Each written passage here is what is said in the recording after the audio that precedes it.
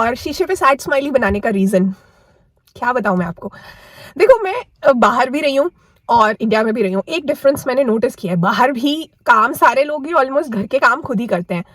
मुश्किल आती है बहुत, उस टाइम पे मुझे याद है विहान छोटा था, मैं काम भी करती थी, घर के काम भी करती थी, तो इट वाज़ टफ। कई बार विहान को स्लैब पे बिठा के बर्तन साफ़ करने हैं, घर को साफ़ करना है, क्योंकि बच्चा छोटा हो तो घर गंदा भी थोड़ा ज़्यादा होता है। लेकिन एक डिफ़रेंस मैंने देखा है, इंडिया में भी मैं काम कर लेती हूँ, सारे घर के बहुत से काम करते हैं, लेकिन यहाँ ना डस्ट ज़्यादा आती है।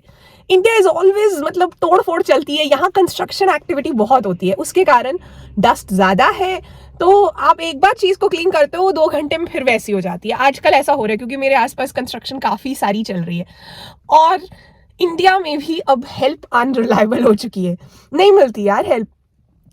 देखो, बंदा काम क्यों करेगा? जनरली जो लोग इतना पढ़े नहीं है, वो काम इसीलिए करते हैं जब उनको लाइफ में कोई कमी है। उनको अब कमी है ही नहीं, राशन फ्री में मिल रहा है, फ्रीबीज भी मिल रहे हैं और घर चल रहा है सही। सर्दियों में नॉर्मल लोग 2-3 दिन के लिए छुट्टी पे जाते हैं ना, ये लोग 2-3 महीने छुट्टी पे ही होते हैं कि सर्दी में हमने ज़्यादा टेंशन लेनी ही नहीं है, यही हाल है। अभी जो लेटेस्ट वाली गई हैं वो यही कह के गई हैं कि ठंड च मेरे को आया नहीं जाता, मतलब सर्दी में मैं आ नहीं सकती। जस्ट इमेजिन ना, ये जो चैलेंजेस मैंने बताए, इसी की वजह से डिश वॉशर गेम चेंजर है। आपकी बर्तन साफ़ करने वाली हेल्प आएंगी या नहीं आएंगी, उनके मूड पे डिपेंड करेगा, बहुत से फैक्टर्स हैं, लेकिन डिश वॉशर आप कभी भी चला सकते हो।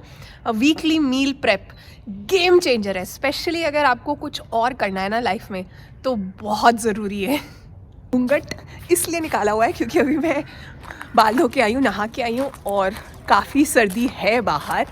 गार्डन दिख रहा है ऐसा बहुत ही बढ़िया, और मुझे गार्डन में सुबह सुबह रोज़ एक काम करना पड़ता है और वो है, अभी आपको दिख जाएगा, जैसे अपनी रज़ाई और कंबल उतारना पड़ता है ना, वैसे ही पपीते के ऊपर से भी कवर उतारना पड़ता है।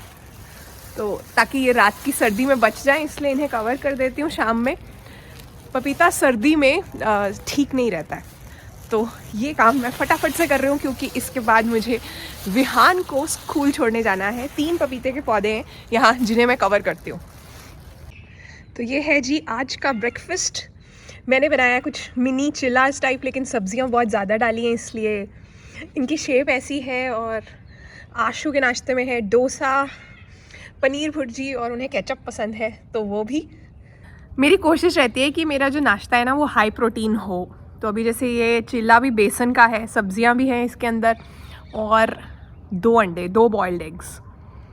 पूरा दिन एनर्जी रहती है, प्लस प्रोटीन जो है ना वो हम इग्नोर करते हैं हमारी इंडियन डाइट में, वो नहीं करना चाहिए। सुबह सिर्फ पराठा खा लेना या सिर्फ डोसा खा लेना इनफ नहीं है। अभी पीछे ना किसी फंक्शन में मुझसे पूछा कि, मतलब किसी रिलेटिव ने पूछा कि आपके तो घर में से ही साग निकल आता होगा, तो आप तो हर हफ्ते साग बनाते होगे। तो मैंने कहा कि अभी टाइम नहीं मिला, पर मैं बनाऊंगी, अभी नेक्स्ट वीक सोचा है।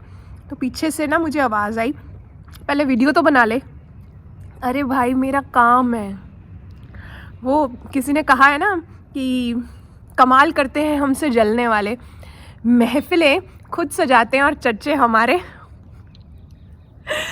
तो मुझे तो खुशी होती है कि चलो एक और रिश्तेदार आउट हो गया प्रायोरिटी लिस्ट में से, बहुत हल्का फील होता है। और ज़्यादातर मैंने देखा है कि अपने ही होते हैं जो आपको ना इनकरेज नहीं करते, आपसे जलते हैं। मतलब अपने सो कॉल्ड, किसी का काम है वीडियो बनाना तो वो वीडियो बनाएंगे ना, वो वीडियो में आएंगे, उसको एडिट करेंगे, उसको डालेंगे। आप अपना काम करो और सबके काम की इज्जत करनी चाहिए, लेकिन यहाँ नहीं जाता है कुछ लोगों के। चेतना, आपने जो साग की बात की ना, तो मुझे याद आ रहा था जब हम गए थे लंदन। हम जब लंदन पहुंचे तो हमारे साथ एक फैमिली थी जो कि वो भी वहाँ पे सेटल थे काफ़ी देर से, तो वो पंजाबी थे। तो उन्होंने कहा कि यहाँ पे भी साग मिलता है, आप मिस नहीं करोगे। मैंने कहा अच्छी बात है।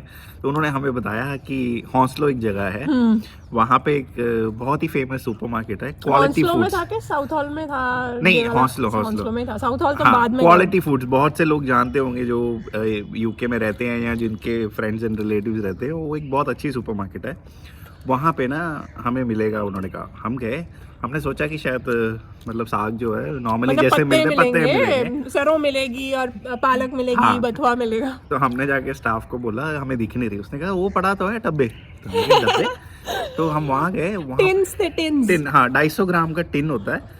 कोई इंडिया का ही कोई बंदा है जो मैन्युफैक्चर करके मतलब उसको पैकेज करके उधर बेच रहा है। तो हमने देखा कि 8x3 का ना बहुत बड़ा सा रैक है और एन 4 फुट ऊंचा, उसके अंदर सिर्फ साग ही साग के टिन पड़े हुए हैं। टिन्स थे। जैसे अभी भी इंडिया में हम टिन खाना कम खाते हैं, जैसे बेक बीन्स आती है या फ्रूट्स हाँ, आते हैं हाँ, कई हाँ। टिन, वैसे वहाँ साग शलगम पता नहीं क्या क्या था, लेकिन सब वो कुछ। मैगी का बताओ। हाँ, तो हमने ऐसे ही देखा वहाँ पे, हमने पहली बार ये चीज़ नोटिस की कि मैगी कितनी पॉपुलर है जो कि इंडिया से जाती है। वहाँ पे भी ऐसे ही बहुत बड़ा मतलब 8x3 का 3 फुट तक ऊंचा जो रैक होता है, मतलब नीचे ज़मीन पे रखा हुआ है और उसके अंदर मैगी मैगी मैगी मैगी। और जब लोग आ रहे हैं फटाफट उठाई जा रहे हैं, मतलब कोई 3 पैकेट, कोई 4 पैकेट, कोई 5 पैकेट ऐसे उठा रहा है, जो कि मतलब हमारे इंडिया में जो उस वक्त 10-12 रुपए का एक पैकेट होता था, शायद अभी भी इतना ही है, तो उस टाइम पे शायद और भी सस्ता था। वो एक पैकेट जो मैगी थी छोटी वाली जो 75 ग्राम्स की आती है, वो तकरीबन हमें पड़ती थी इंडियन रुपीज़ 75 रुपीज़ के करीब। और लोगों के मन में जो खुशी आती थी वो देख के कि भाई मैगी पड़ी हुई है, क्योंकि मैगी वो ले लो। वहाँ पे वो सस्ती थी और जो वहाँ पे उनका अपना कोई ब्रांड होता है या जो भी कह लो, वो वो सब इतना अच्छा ज्यादा नहीं है, महंगा है और इतना मतलब टेस्टी जिन भी चीज नहीं को था। आदत है उसके लिए अच्छा नहीं है। वो तो बड़ा मज़ेदार था। तो फिर हमने ना वो साग हमने भी 2-3 का मतलब टिन्स ले हाँ। लिए, क्योंकि बहुत देर से खाया नहीं था। तो जब हम घर आए हमें मक्की का आटा भी वहाँ से मिल गया था। हमने घर आके साग को, काफ़ी थके हुए थे, वहाँ पे थक जाता है इंसान क्योंकि ज़्यादा क्योंकि बहुत सा आपको वॉक भी करना पड़ता है। हाँ। और विहान छोटा था तो उसकी एक बगी भी थी, प्रैम थी, तो विहान के साथ घर जब आए तो लेट हो गया था। लेकिन और हम विहान को साग सुन गया था, उसको था कि मतलब ही वांट्स टू ट्राई कि क्या हाँ। चीज है, उसको खाना था जैसे उसको भी ये हो। था कि वो खिलाओ। बनाओ, अभी आपने वही बनाना है, जबकि खाना था घर में लेकिन नहीं। तो हमने उसको तड़का लगाया और मक्की की रोटी भी बनाई मैंने। उसने बहुत स्वाद से खाया, लेकिन हम दोनों को वो टेस्ट नहीं अच्छा लग रहा था क्योंकि वो ओरिजिनल हाँ। टेस्ट नहीं था ना। अल्टीमेटली टेंड चीज में थोड़ा तो फर्क आएगा ही। प्रेजर्वेटिव जरा डालते उसे होंगे। अगले दिन भी वही सुबह उठ के विहान क्या खाना, साग, बड़े स्टाइल से बोलता था। मतलब he was around I think 1.5-2 years हाँ। ओल्ड। तो उसने नाश्ते में, लंच में, डिनर में साग खाया था। और धीरे धीरे मैंने देखा जब बच्चे बड़े होते हैं अब नखरा करता है, अब साग में उसको पनीर डाल के चाहिए, नहीं तो साग ऐसे नहीं खाना, फर्क आ गया है। पर ये टेस्ट चेंज हो जाता है। आई एम होपफुल कि बड़े होके फिर से नॉर्मली खाना शुरू कर देगा। राइट। आज ना मैं एक चीज़ सोच रही थी और इसने ना विहान ने मुझे कहा कि आज टिफ़िन मत बनाओ। मैंने कहा क्यों? मतलब मैंने ना कैंटीन से खाना है। अच्छा। मैंने कहा अच्छा। फिर कहता आप ऐसा करो, छोटे से लाइट स्नैक्स दे दो। मैंने कहा क्यों? कहता अगर कैंटीन वाला मुझे इतना अच्छा ना लगा तो फिर मैं वो खा लूँगा। तो मैंने दे दिए। मैं सोच रही थी कि अगर बच्चों के साथ ना ज़्यादा स्ट्रिक्ट भी हो जाओ ना, हाँ। फिर ना ये ना चीज़ें छुपानी शुरू कर देते हैं, मतलब बताते नहीं हैं क्लियरली, या हो सकता है फ्रेंड्स के साथ खा लेगा वहाँ पे और मुझे नहीं बताएगा। मैं धक्के से टिफ़िन दे भी दूँगी। तो इसलिए मैंने कहा ठीक है खाओ, मजे करो। ये लो पैसे, आज आप कैंटीन से खाओ। और साथ में मैंने उसको लाइट स्नैक्स भी दे दिए कि पता नहीं उसको क्यों बैकअप भी चाहिए था। हाँ, हो सकता है उसके पिछली बार का एक्सपीरियंस सही ना गया हो, जो इसलिए बैकअप भी लेके जा रहा है। एक्चुअली पता है कि कई बार सारे बच्चे जब खा रहे हैं वहाँ पे तो उसको ये भी लग रहा होगा कि मैं ना रह जाऊँ।